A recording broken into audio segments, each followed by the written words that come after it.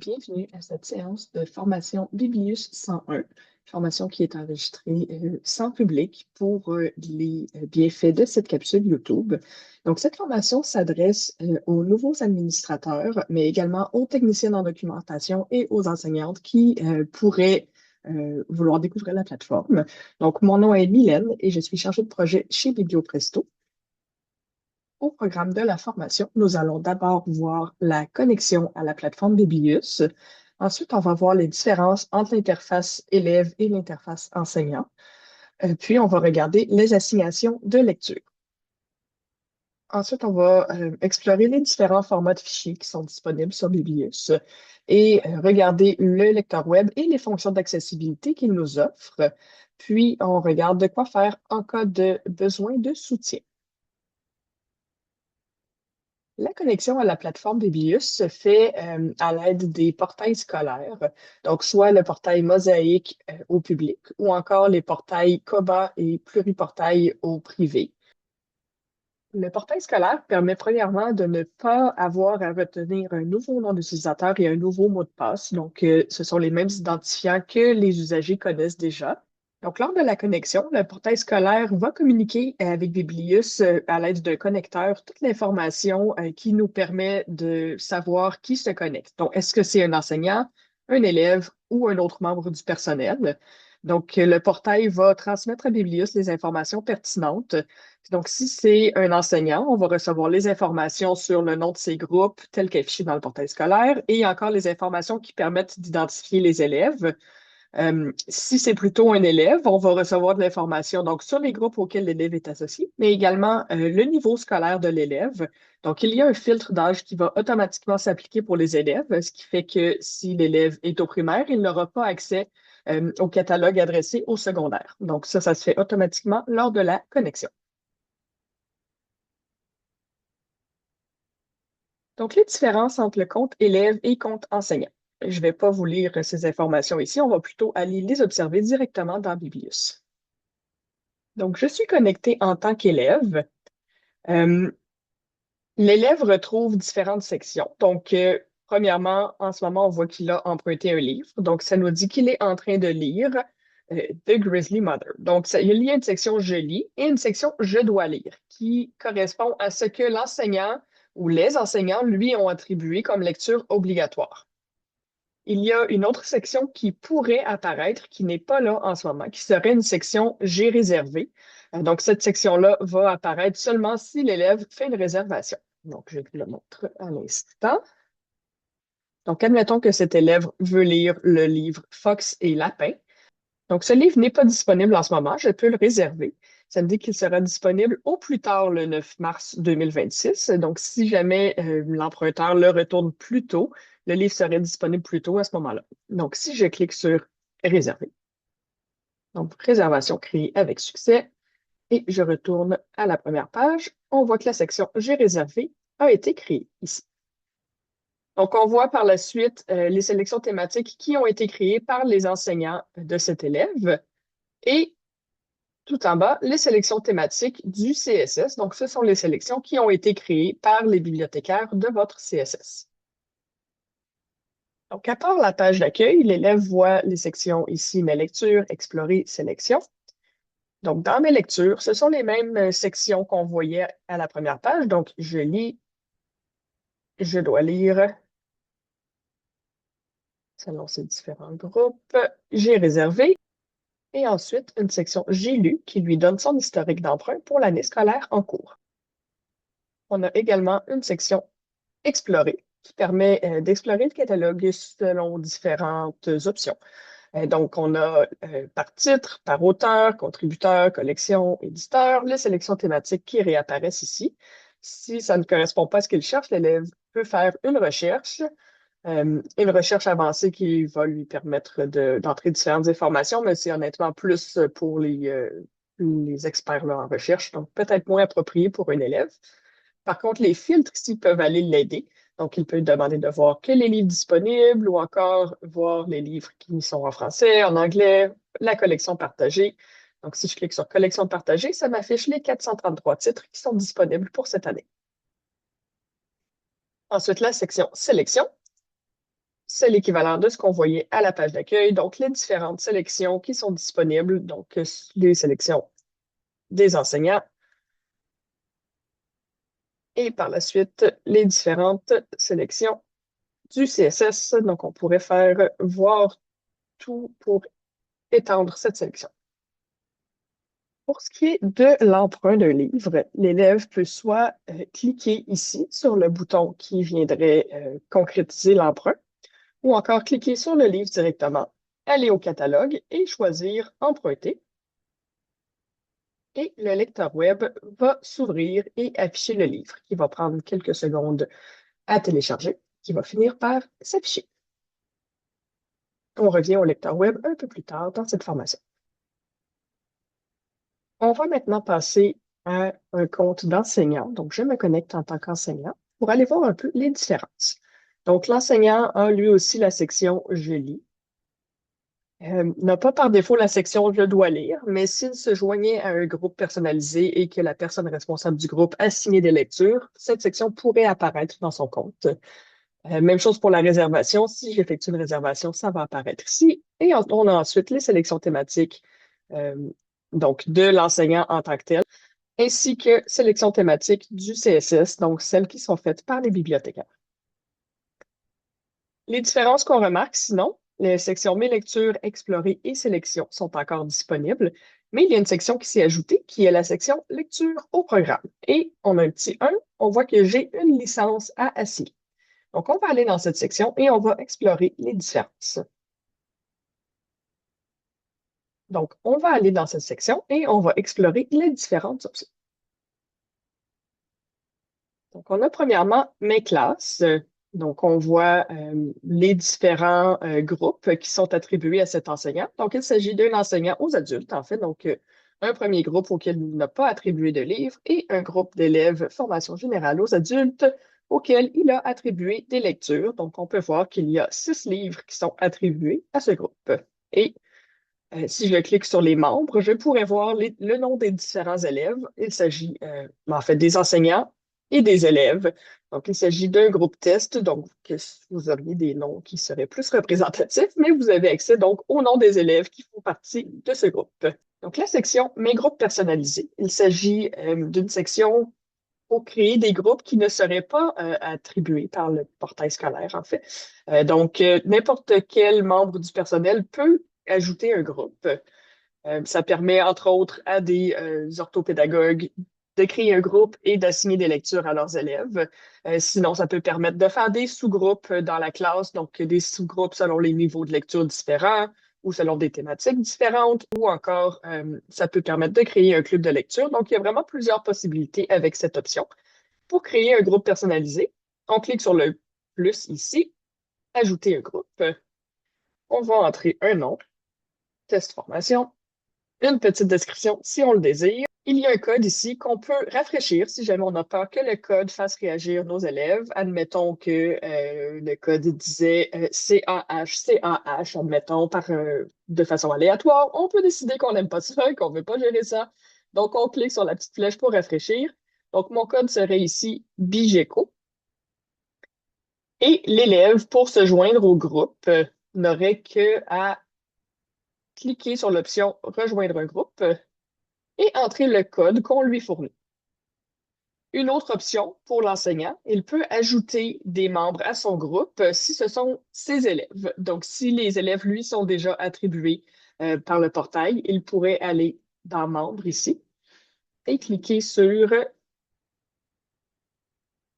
ici, donc sur le petit symbole d'élève. Donc, si ces élèves apparaissent dans la liste, il peut venir les ajouter.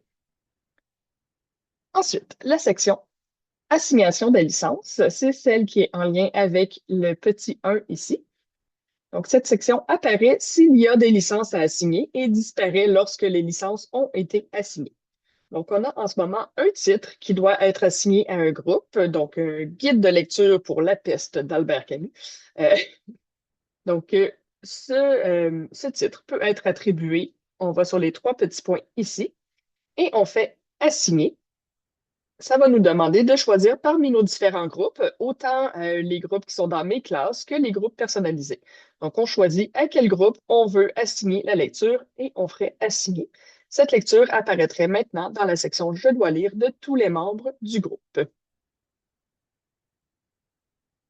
L'enseignant peut également assigner le livre à un groupe directement à partir du catalogue. Donc, ici, je pourrais cliquer sur Assigner à un groupe et aller choisir mon groupe pour lui assigner le livre. Et voilà, ce fut assigné. La différence, c'est que si je le fais à partir d'ici, le livre demeure au catalogue et demeure visible et empruntable par tous les gens qui ont accès au livre dans votre CSS. Donc, dans le cas d'un livre de la collection partagée, les exemplaires sont illimités, donc ce n'est pas un problème de l'assigner à partir du catalogue. Par contre, s'il s'agit d'un livre qu'on veut vraiment que nos élèves puissent lire et qui a été acheté dans la collection locale, il faut demander à la bibliothécaire de vous assigner la licence pour qu'elle apparaisse plutôt ici. Quand vous assignez la licence à partir d'ici, le livre n'apparaît pas au catalogue et ce sont seulement vos élèves qui ont accès à l'emprunt du livre. On a ici les sélections thématiques. C'est à partir de cet endroit que les enseignants peuvent créer des sélections thématiques qui vont ensuite apparaître sur le biblius de leurs élèves. Donc, si je fais ajouter une sélection et que je fais OK, je veux la rendre active et que je fais ajouter, je pourrais ensuite faire ajouter des livres à la sélection. On va y aller très simplement. On cherche OK et je clique sur les livres. À mesure que je sélectionne un livre, il va être encadré de bleu et apparaître ici, le chiffre va augmenter. Donc, je peux ajouter différents titres. Voilà, je décide que c'est assez. Et voilà, il y a maintenant 9 livres dans ma sélection. Une autre différence pour les enseignants va être au moment de l'emprunt du livre. Contrairement à l'élève qui n'avait qu'à cliquer sur Emprunter pour que le livre s'affiche dans le lecteur web, l'enseignant doit cliquer sur le bouton Emprunter et doit faire un choix. Donc, soit on emprunte pour usage individuel, auquel cas le livre va s'ouvrir dans le lecteur web, ou on emprunte pour projeter. Donc, si on emprunte pour projeter, ça veut dire qu'on va partager le livre à la classe et on doit faire une déclaration volontaire pour Copibec. Donc, on doit dire quelle méthode sera utilisée. Donc, est-ce que ce sera en classe sur TNI ou encore partage d'écran pour l'enseignement à distance? On doit également déclarer le pourcentage de l'œuvre que nous allons projeter. Donc, avec Biblius, on peut projeter jusqu'à 100% de l'œuvre. Il faut seulement le déclarer. Donc, contrairement à un livre papier où on a une limite de projection, avec Biblius, il est permis de projeter l'œuvre en entier. Et on vous demande de nous donner une estimation le plus fiable possible du nombre d'élèves auxquels vous allez projeter le livre. Donc, si vous projetez à plus d'un groupe, seulement additionner le nombre d'élèves qui se trouvera dans les deux groupes. Donc, admettons à 46 élèves et je fais envoyer la déclaration. Une fois qu'on envoie la déclaration, le livre s'ouvre dans le lecteur web comme à l'habitude. On va maintenant parler des formats de fichiers. Donc, il y a différents formats de fichiers disponibles pour les livres numériques sur Biblius. Premièrement, le PDF, qui veut dire Portable Document Format. Il s'agit de la copie exacte d'un document. Donc, c'est idéal pour tout ce qui est formulaire, magazine, des documents professionnels. Donc, dans le milieu professionnel, dans le monde du travail, on est habitué au PDF. C'est vraiment l'idéal quand on ne veut pas que la mise en page d'un document bouge.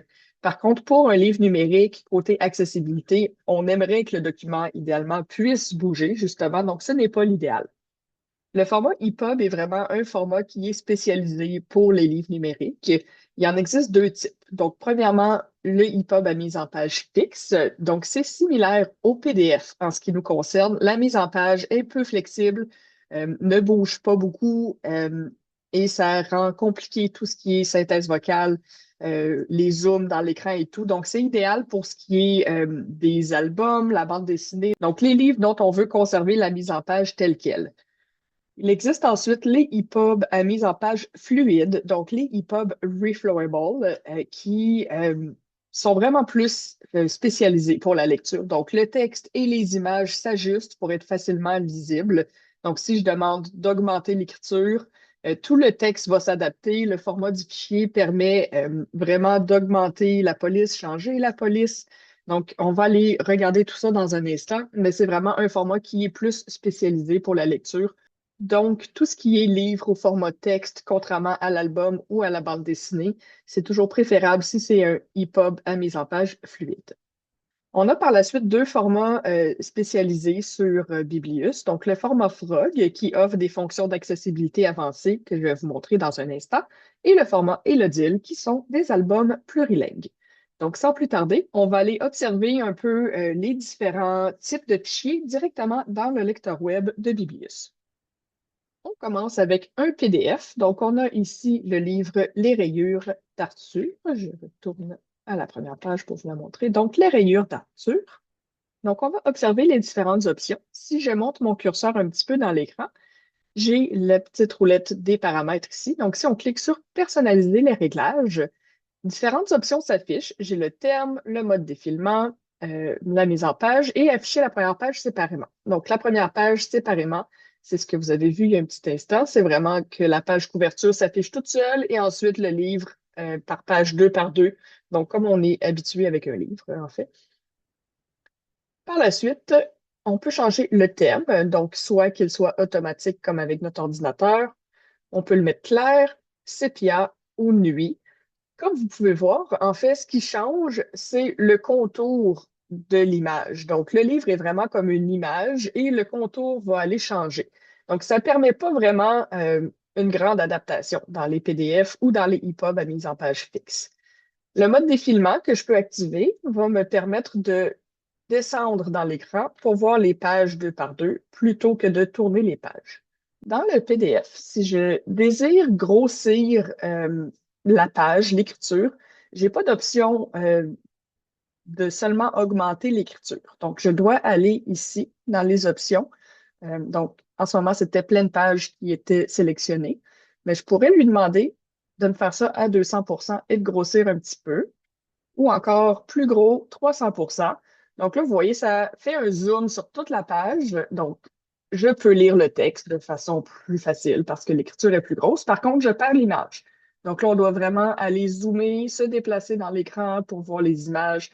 Donc, c'est vraiment plus difficile. Là, c'est pas la même chose qu'un livre où l'écriture serait adaptative, là, où je pourrais euh, vraiment seulement grossir l'écriture.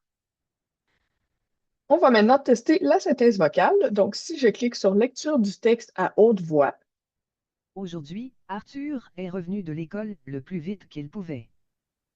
Personne ne me comprend, maman. Maman prend son petit zèbre dans ses bras pendant qu'il lui raconte sa mauvaise journée. En art plastique, ce matin, je l'arrête.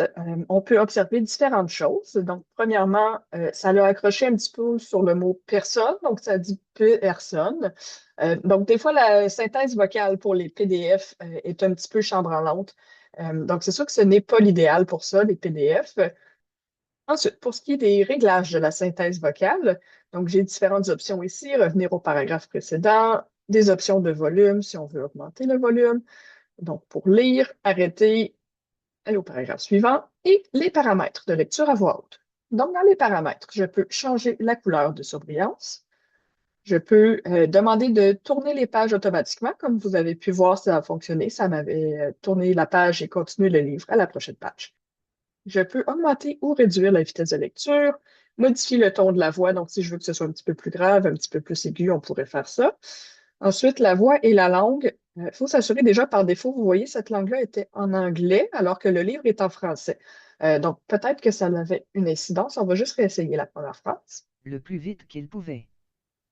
Personne ne me comprend, maman. Ça n'avait pas d'incidence. On peut tout de même aller choisir la voix. Donc là, on nous dit que c'était la voix de Claude. Je ne suis pas convaincue. Non, c'est la voix Google féminine qui est ici. Si je change pour la voix de Claude, Canada, Maman prend son petit zèbre dans ses bras pendant qu'il lui raconte sa mauvaise journée. donc on peut aller, si la voix ne nous convient pas, là, on peut faire des tests. Il y a différentes voix. Donc la voix Google, Claude, Caroline. Euh, Normalement, il y en a d'autres, il me semble. Ah, voilà. Donc, ici, voix Google féminine France plutôt que Canada. Donc, des fois, le fait de changer la voix va permettre d'améliorer un petit peu la qualité de la synthèse vocale, dépendamment du livre. Il n'y a pas une voix magique, là, mais des fois, ça peut aider. Et sinon, selon la préférence aussi de notre lecteur, à se faire lire le livre avec une voix féminine ou masculine. Donc, c'est des choses qui peuvent être modifiées. Alors l'enseignante m'a donné un pinceau. Tous les autres sens. Donc, comme on peut voir, il s'agit d'une voix un petit peu robotisée, si on peut dire. Donc, je vais tout de suite passer au format Frog pour vous montrer un peu la différence d'un livre qui serait lu par une voix humaine. Donc, Frog, ça veut dire ici Free Your Cognition. Donc, FR pour Free et Cognition, ils ont pris le OG ici. Bref, ils ont pris des lettres dans cette petite phrase pour faire un acronyme qui pouvait sembler un peu ludique. Donc, il y a la petite patte de grenouille qui s'affiche dans le coin de l'image ici, dans le coin de la couverture, et également version Frog qui est identifiée dans le titre. Donc, si on va dans le livre en tant que tel, on peut voir ici la patte de grenouille. Si je clique sur la patte de grenouille et que je tourne la page, donc les options Frog sont désactivées. Si je clique dessus, ça réactive mes options Frog. Donc, j'ai différentes options. Premièrement, je peux couper le son, mettre en mode nuit ou en mode jour, afficher une petite réglette qu'on peut manuellement, donc on doit cliquer dessus avec notre curseur et la faire descendre. Mais donc, ça peut permettre de suivre la lecture en même temps que la narration. On va l'enlever. Je vais vous montrer d'autres options. Donc, il y a ici différentes options. On peut aller modifier donc, la police d'écriture. On a 3 polices différentes, dont celle-ci qui est vraiment adaptée pour les élèves qui auraient des difficultés de lecture, donc adaptée pour les élèves dyslexiques, elle est plus facile à lire. Ensuite, ici, l'option motus était activée. Donc, si je l'active, on voit qu'une syllabe sur deux change de couleur. Donc, on change de couleur à toutes les syllabes. Et les lettres muettes sont grisées. Une autre option ici qui est faite un petit peu différemment, les lettres avec des diphtongues sont mauves un petit peu et les lettres muettes sont toujours grisées. Ensuite, on peut cliquer pour afficher la définition d'un mot qui semble plus complexe. Donc, si j'active cette option et que je clique sur les mots en question, Broute, mange. donc ça va nous lire le mot et nous lire une définition d'un mot plus simple que l'élève pourrait comprendre. Roucoule, crie. Ensuite, les options ici. Donc, on peut demander pour que durant la lecture, que vraiment presque tout le texte soit grisé et qu'en surbrillance, on n'ait que la phrase qui est en train d'être lue. Donc, ça peut aider l'élève à suivre la lecture. Sinon, une option avec le bout de phrase qui est en train d'être lu, qui est un petit peu rosé, et une ligne sur deux qui est surlignée d'une couleur différente. Et ici, où on découpe les différentes portions de phrases. Alors, je peux grossir l'écriture comme ça si je le désire. Et ensuite, si je clique sur Jouer. Donc, j'ai des options de lecture qui vont apparaître. On peut y aller très rapidement avec le guépard ou ralentir avec l'escargot ici. Et si on appuie sur Play, on va entendre la voix humaine qui fait la narration. Le soleil vient de se lever sur la ferme de la haute cour. Dans les champs, les vaches broutent, dans le poulailler, les poules roucoulent, et dans la porcherie, les cochons lèchent leur chaudron. Voilà à quoi ressemble un livre Frog avec sa narration avec voix humaine. On va maintenant passer au EPUB à mise en page fluide.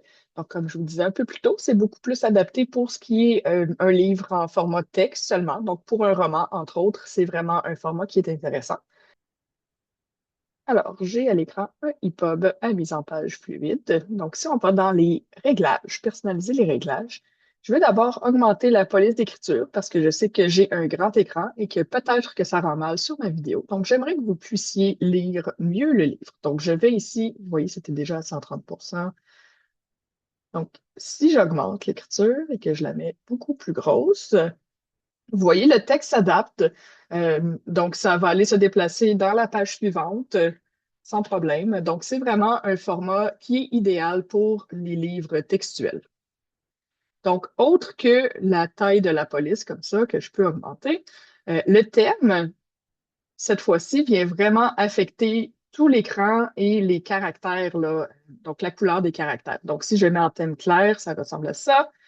En thème sépia, si je préfère le thème nuit, l'écriture va devenir blanche et le thème derrière devient sombre. Je peux également modifier la police d'écriture. Donc, on a ici la police par défaut. Donc, je peux aller changer la police si je le désire. Là. Ensuite, activer le mode défilement. Donc, ça nous met ça sur une seule colonne et on doit faire défiler avec notre souris pour lire le livre plutôt que de tourner les pages. Encore une fois, mise en page, je peux décider si je veux que ça s'adapte à l'écran ou une seule colonne. Donc, avec une seule colonne, mais cette fois, je tourne les pages.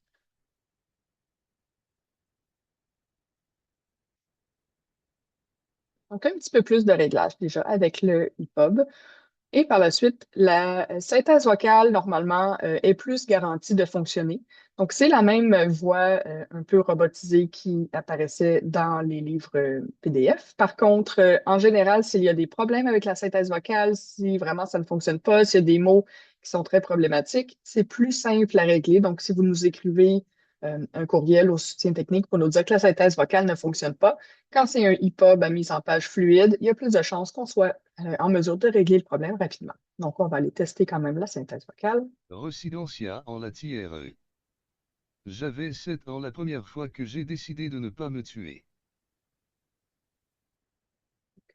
Là, ici, c'est déjà identifié en français.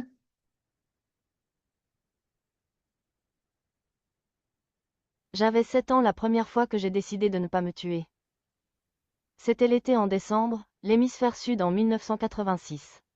Valparaiso, le royaume de la poussière sablonneuse. Et voilà. Donc, c'est similaire, mais comme je vous dis, c'est plus simple à régler lorsqu'il y a des problématiques au niveau de la synthèse vocale. Un dernier format qu'on va regarder ensemble, il s'agit des livres Élodile.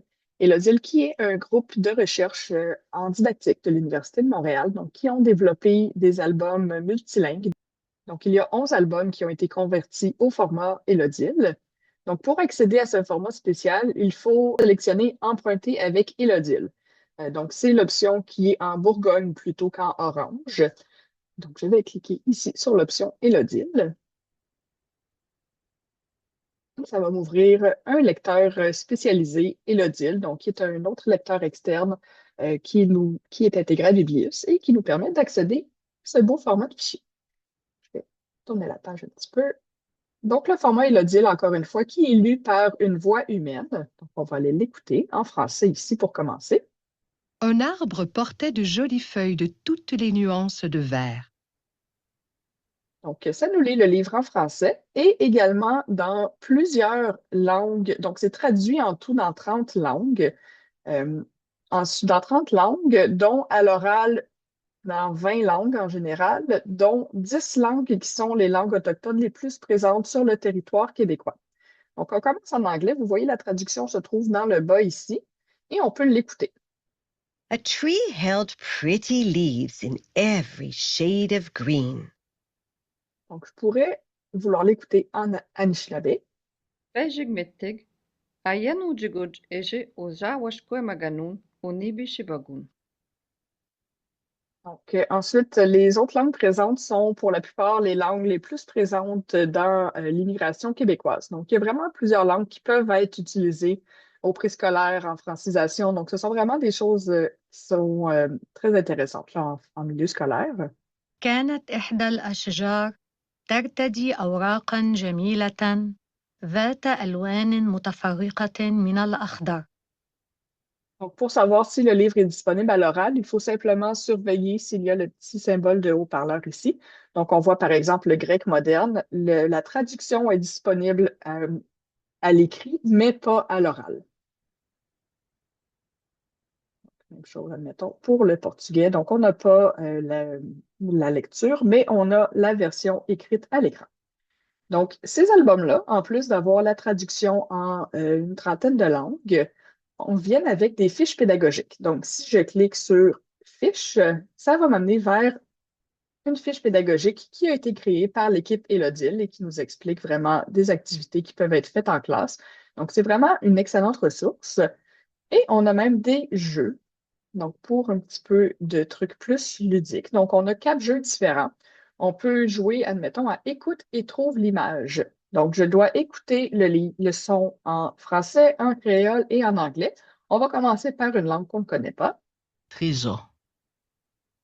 Treasure. Trésor.